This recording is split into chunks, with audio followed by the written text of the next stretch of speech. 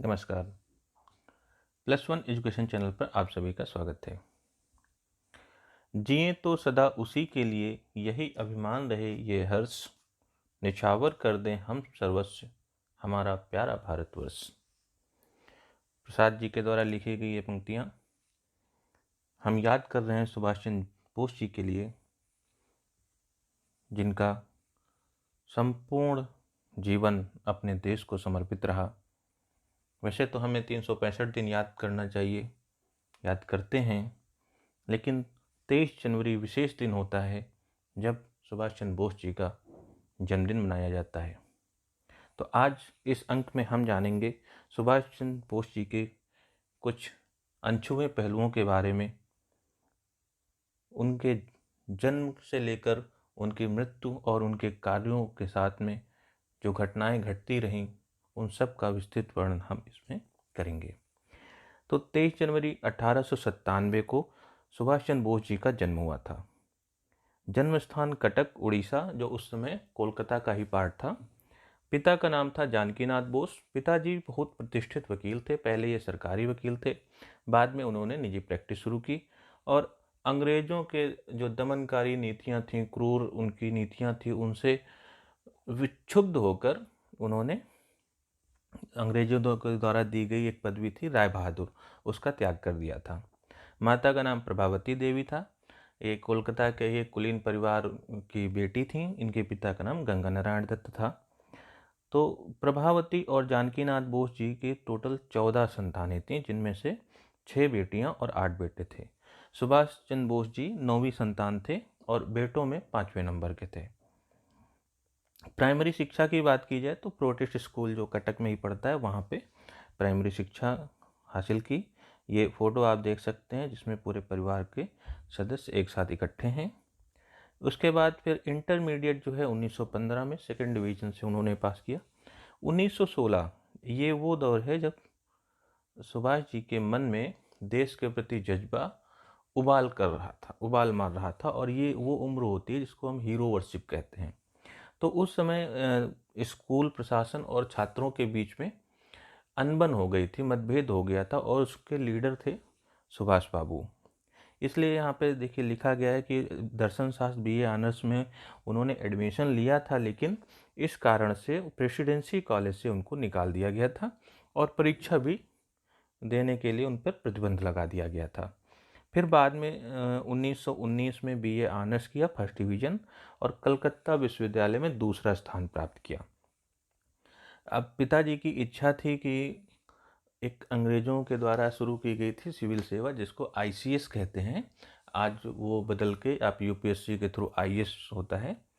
तो पिताजी की इच्छा थी कि सुभाष बाबू जो हैं परीक्षा को उत्तीर्ण करें, लेकिन उत्तीर्ण करने के लिए सिर्फ एक मौका ही था, दूसरा मौका नहीं मिल सकता था। तो सुभाष बाबू ने बहुत सोच समझ के ये डिसीजन लिया कि मैं आईसीएस की परीक्षा दूंगा, और इसके लिए 15 सितंबर 1919 को इंग्लैंड रवाना हो गए। वहाँ पे कॉलेजों में एडमिशन लेना चाह रहे थे, एडमिशन मिला नहीं, क्योंकि उनको तो आईसीएस की तैयारी करनी थी। तो उन्होंने क्या किया, किट्स विलियम हॉल जो एक कॉलेज था उसमें एडमिशन ले लिया। फिर 1920 में परीक्षा हुई और आईसीएस परीक्षा में 4वीं रैंक हासिल की सुभाष बाबू ने। जो पिताजी का सपना था पूरा हो गया। लेकिन ये दौर याद करिए, देश में, भारत में क्या हो रहा था। भारत में गांधी जी आंदोलनरत थे, जन आंदोलन हो रहे थे, और कॉलेज में पढ़ने वाले बच्चे हों, सरकारी नौकरी करने वाले लोग हों, सबके अंदर देशभक्ति जो है उबाल मार रही थी। तो बहुत सोच समझने के बाद सुभाष बाबू ने ये डिसीजन लिया, उन्होंने निर्णय किया कि मैं इस आईसीएस की परीक्षा से त्यागपत्र दे देता हूँ, क्योंकि मैं अंग्रेज़ों के अधीन रहकर अपने देश की सेवा तो बिल्कुल भी नहीं कर पाऊँगा। वो अंग्रेज़ जिन्होंने जलियांवाला बाग हत्याकांड किया, जिन्होंने इतनी सारी हत्याएं करवाईं, नरसंहार करवाएं, जिनके राज्य में अकाल पड़ा 3-3 बार देश में, उनके साथ खड़े होकर काम करना उनके लिए असंभव था। और यही सब सोच विचार करके 22 अप्रैल 1921 को भारत सचिव ईएस मॉन्टेग्यू जो थे, उनको पत्र लिख के सूचना दे दी कि मैं त्यागपत्र दे रहा हूँ। और एक पत्र अपने पिताजी के लिए भी लिखा। तो पिताजी का जो उत्तर था वो ये यहाँ पे हाईलाइट किया गया है। पिताजी ने कहा कि जब तुमने देश सेवा का व्रत ले ही लिया है तो कभी इस पद से विचलित मत होना, आगे बढ़ो। फिर वहीं से इंग्लैंड से ही नेहरू जी, सुभाष जी ने जो है पत्र लिखा टैगोर जी को और चित्तरंजन दास जी को, देश बंधु चित्तरंजन दास जी, जो उस समय कलकत्ता के बड़े लीडर थे कांग्रेस के। और वहीं से फिर रविन्द्रनाथ टैगोर जी के कहने पर सुभाष बाबू जो हैं गांधी जी से मिलने आते हैं मुंबई, और उनकी मुलाकात होती है मणि भवन में। गांधी जी उनको कलकत्ता वापस जाने की सलाह देते हैं और स्वतंत्रता सेनानी जो देशबंधु चित्तरंजन दास जी हैं उनके साथ रहकर काम करने को कहते हैं। वापस लौट आते हैं सुभाष बाबू गांधी जी से मिलने के बाद और चित्तरंजन दास जी के साथ मिलकर काम करते हैं। इसी समय चित्तरंजन दास जी ने एक पार्टी बनाई थी कांग्रेस के अंदर ही, स्वराज पार्टी 1922 में। इस पार्टी ने क्या किया, विधानसभा में अपनी बात उठाई जाए, अंग्रेज़ों की बात को काटने के लिए, नकारने के लिए वहाँ कोलकाता में चुनाव लड़ा महापौर का, और चित्तरंजन दास जी जो हैं भारी मतों से उस चुनाव को जीत गए। फिर चित्तरंजन दास जी सुभाष बाबू को अपने सहायक के रूप में रख लेते हैं वहाँ पे और काम करना शुरू करते हैं।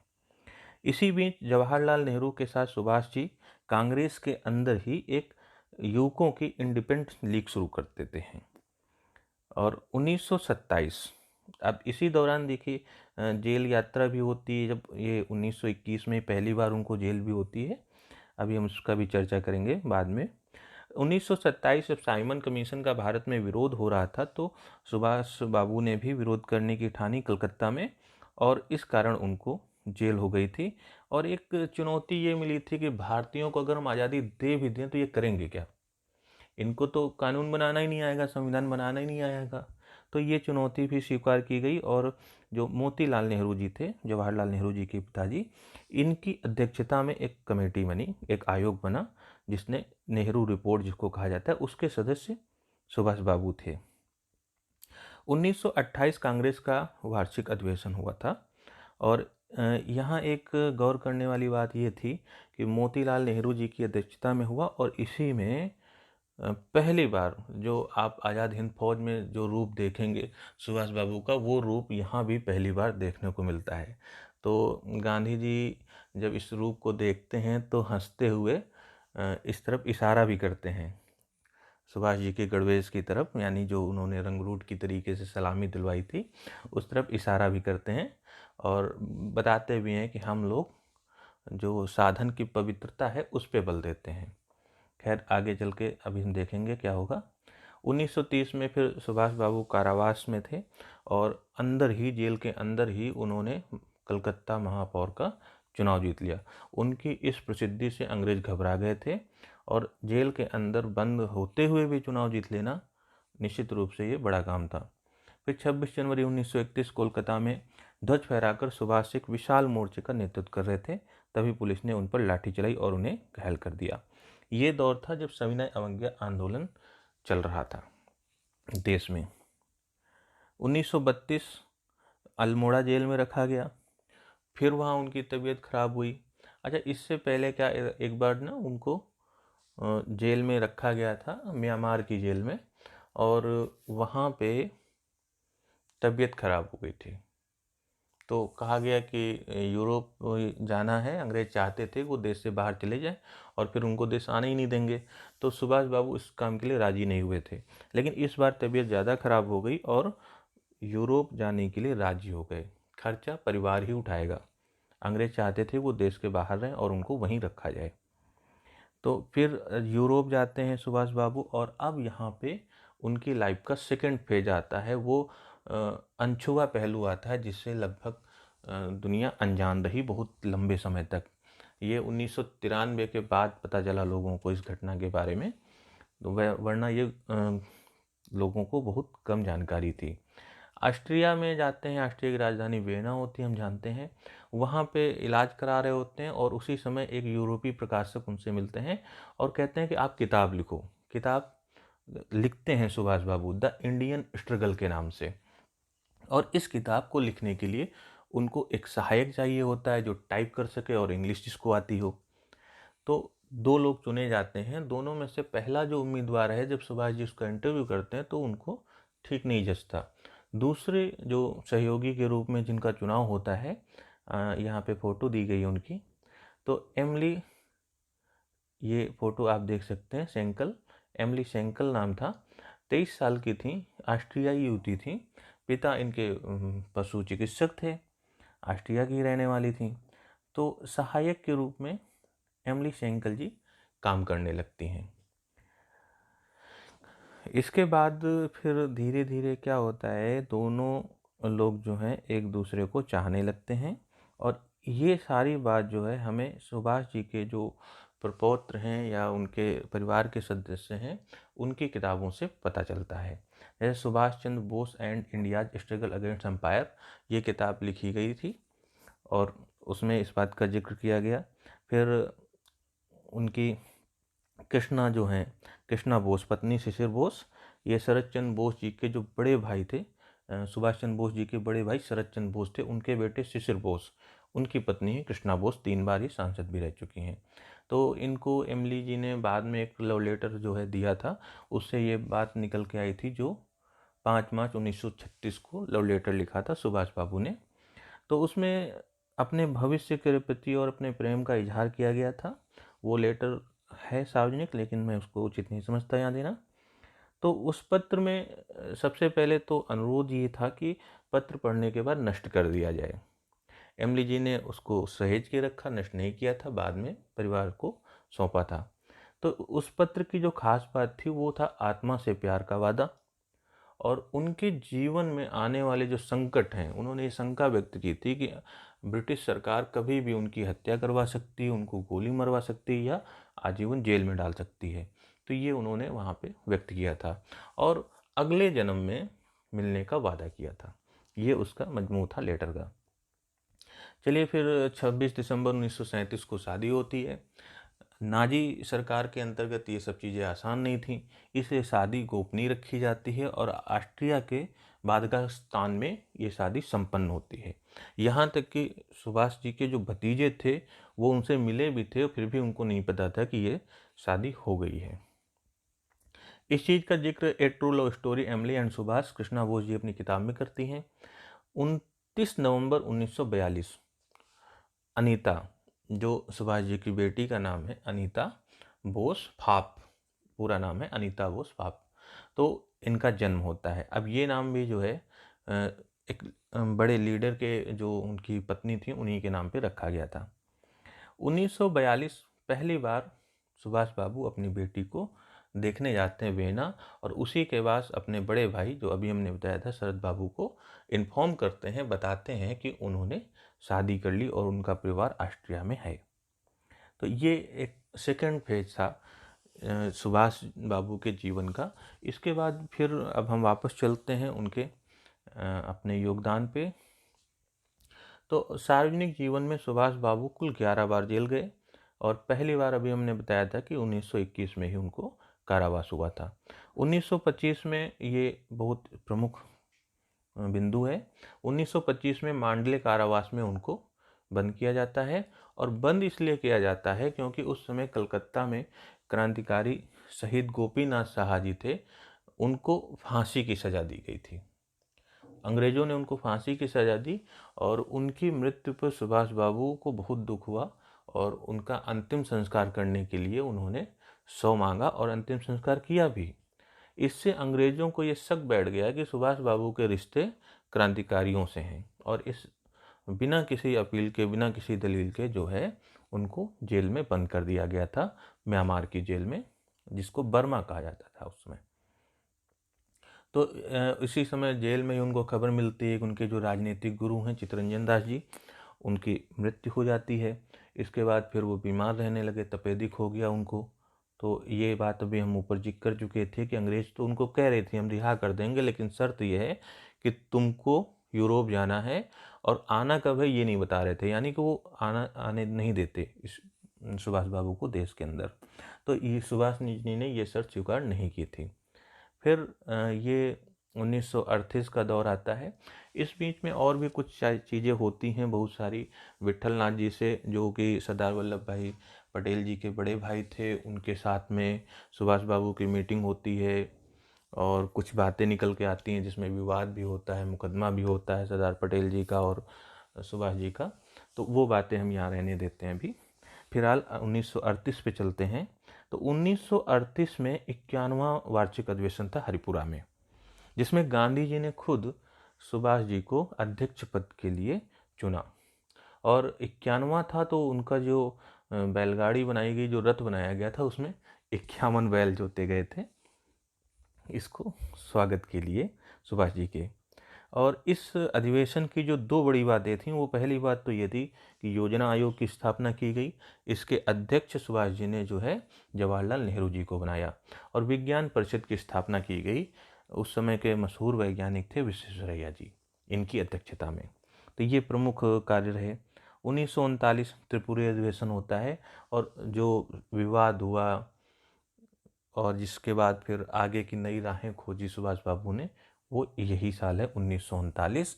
यही वो साल है जब द्वितीय विश्व युद्ध की शुरुआत होता है। तो विचारों की जो बात है वहाँ पे टकराव होता है। देखिए, मन भेद नहीं था, मतभेद था विचारों पे।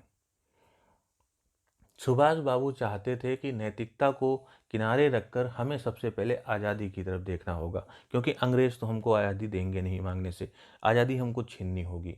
गांधी जी अपने जीवन को संत पुरुष की तरह से जी रहे थे। उनके जीवन में नैतिकता जो है उसको ज़्यादा मानते थे कि हमारे साधन पवित्र होने चाहिए। अगर वो सामने वाला बुरा है तो हम उसकी तरह नहीं बनेंगे, उसकी तरह टिट फॉर टैट हम नहीं करेंगे, ये बात थी। तो यहाँ पे अधिवेशन होता है, सुभाष बाबू खुद खड़े होते हैं अध्यक्ष पद के लिए। गांधी जी की तरफ से पट्टाभी सीतारामैया जी को चुना जाता है। वोटिंग होती है और ये संख्या दी गई है। पट्टाभी सीतारामैया जी को 1377 वोट मिलते हैं और सुभाष जी को 1580 वोट मिलते हैं। यानी सुभाष जी अध्यक्ष बाई वोटिंग चुन लिए जाते हैं। लेकिन ये चीज़ जो है गांधी जी को हर्ट करती है और वो कांग्रेस कमेटी के लोगों से बोलते हैं कि अगर आप उनके जो जिस तरीके से वो पार्टी को चलाना चाहते हैं, आगे ले जाना चाहते हैं अपने विचारों पे, अगर आप उनसे सहमत नहीं हो तो त्यागपत्र दे दो। 14 लोग होते हैं, 14 में से 12 लोग सदस्यता से इस्तीफा दे देते हैं। नेहरू जी तटस्थ बने रहते हैं और सद बाबू जो हैं अकेले उनके साथ होते हैं। ऐसी कंडीशन में अध्यक्ष को अपना काम चलाना मुश्किल होता है और फाइनली क्या होता है, 29 अप्रैल 1939 को कांग्रेस से इस्तीफा दे देते हैं सुभाष बाबू।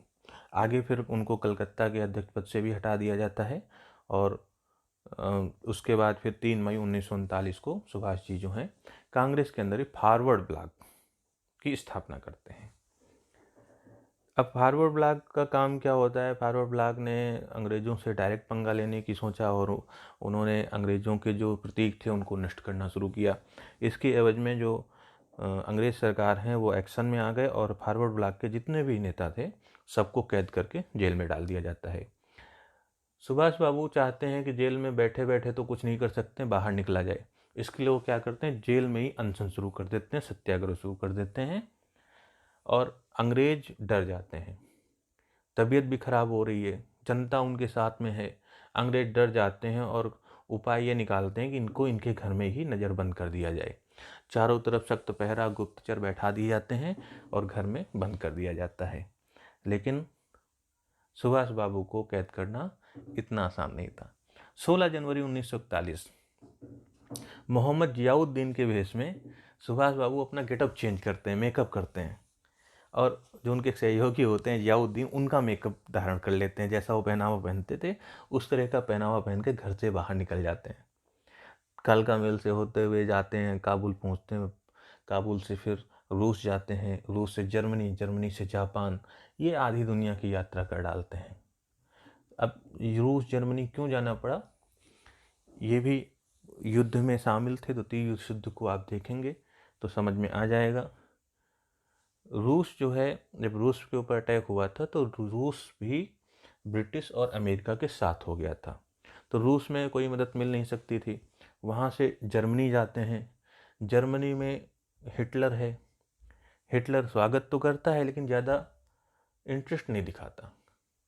और जर्मनी में आगे मैं आपको बताता हूँ फिर थोड़ी देर में।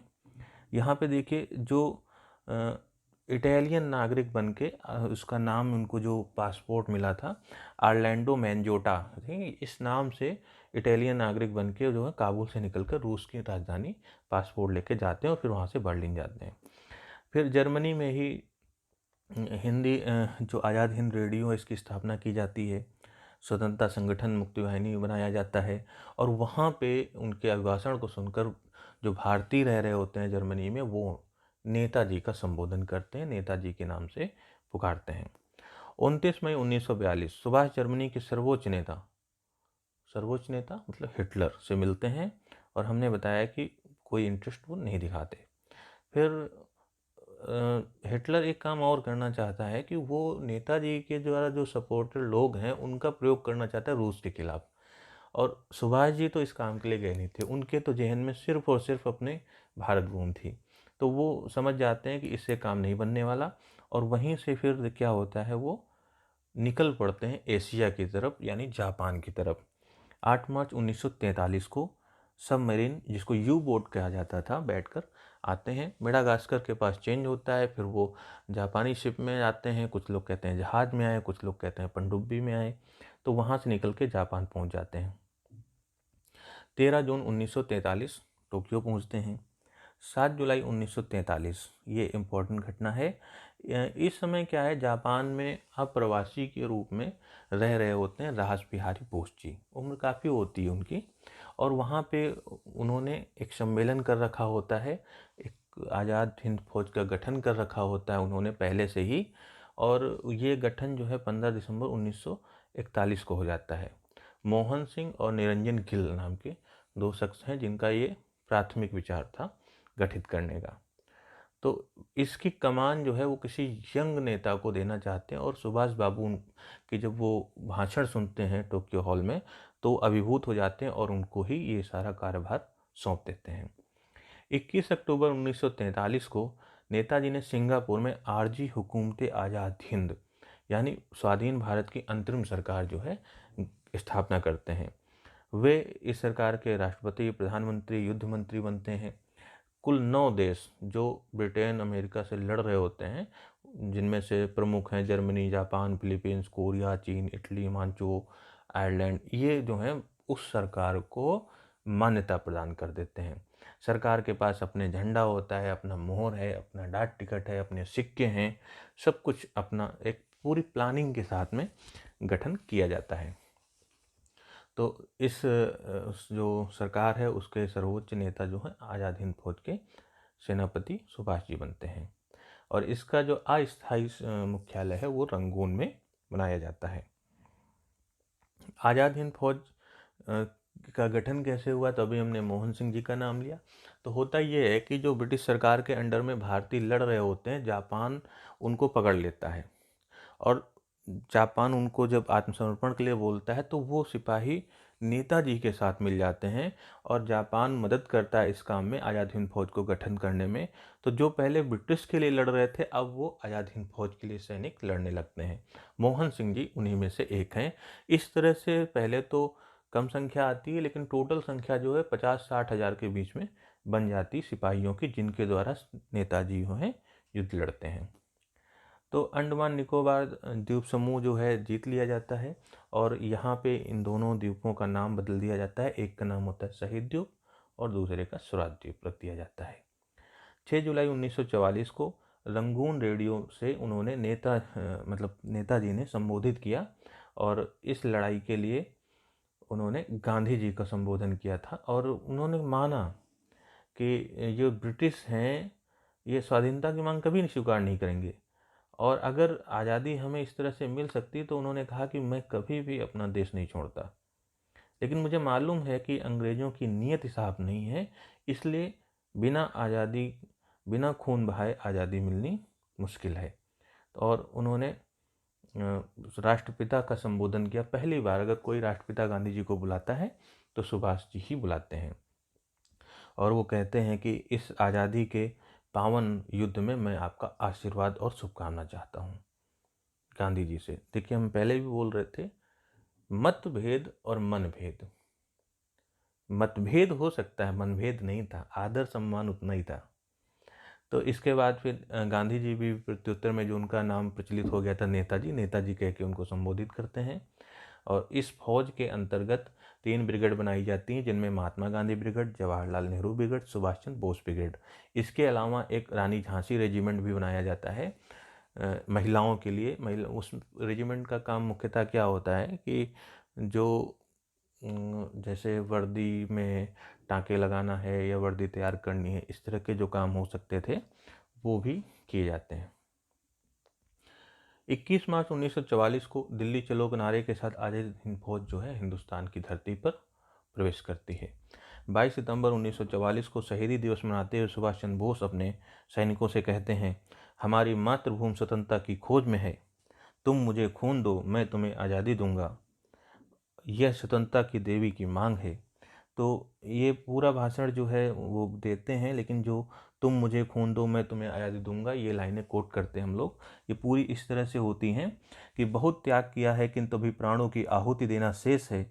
आज़ादी को आज हम अपने शीश फल चढ़ा देने वाले पागल पुजारी की आवश्यकता है, जो अपना सिर कटाकर स्वाधीनता की देवी को भेंट चढ़ा सके।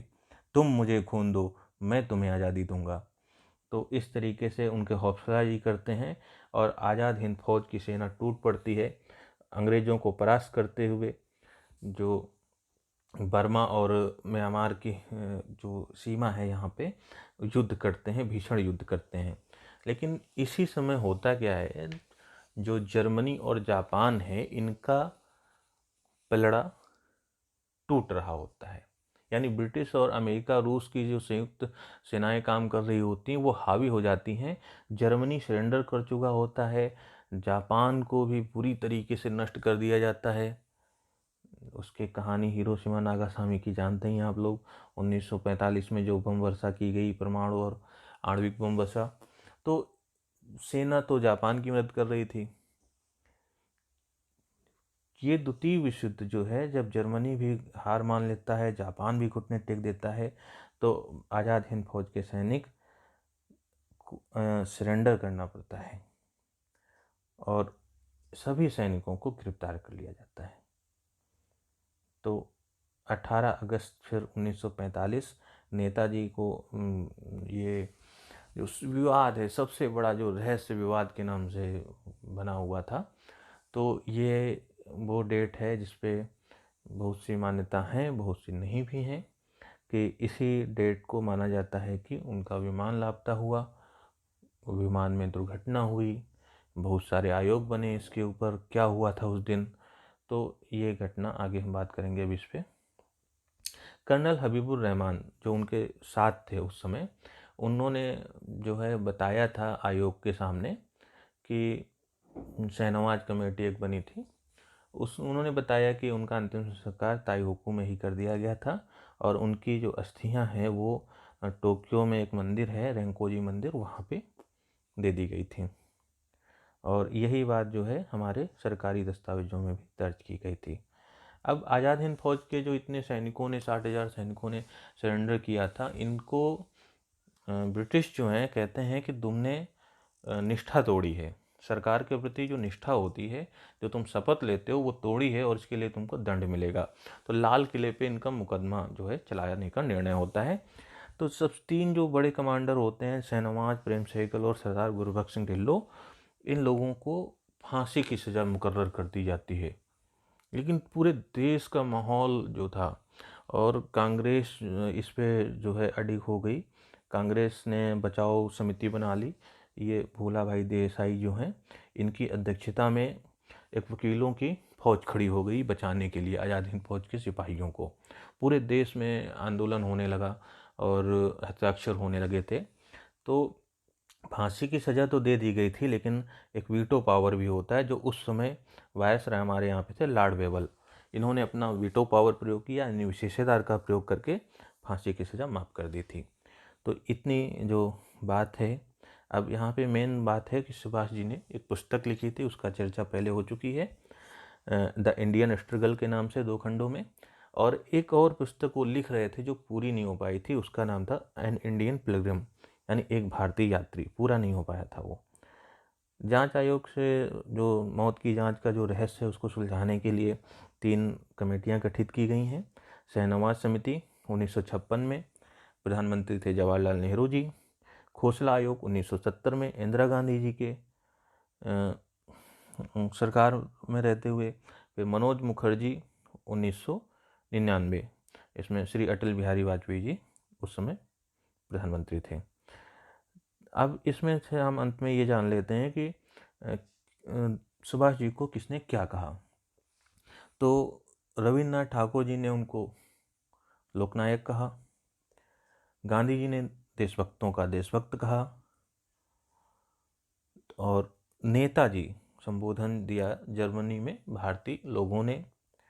गांधी जी ने भी नेताजी कहा।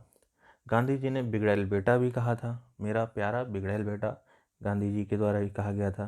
तो ये कृतित्व है जो हमने जाना, हमने समझा। अपना सर्वस्व न्यौछावर कर देने की जो भावना होती है वो हमें यहाँ देखने को मिलती है।